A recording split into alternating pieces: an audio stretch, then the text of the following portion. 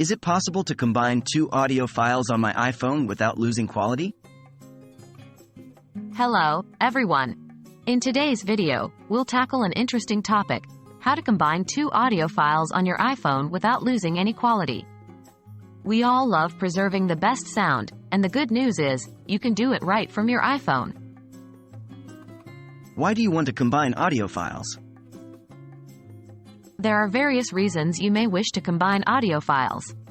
Maybe you're creating a music mashup, combining podcasts, or mixing your own music.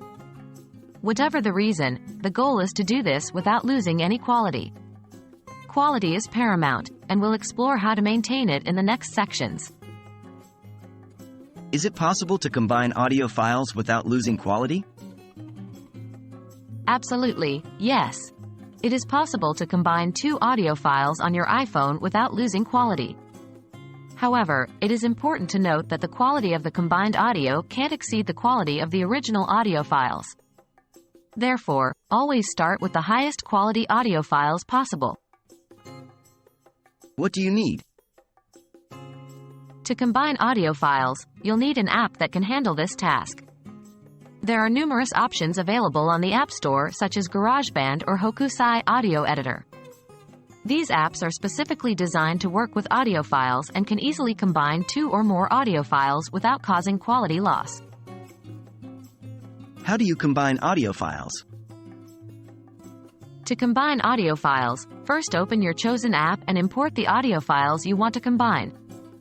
You can then arrange them in the order you want, and use the app's tools to combine them seamlessly.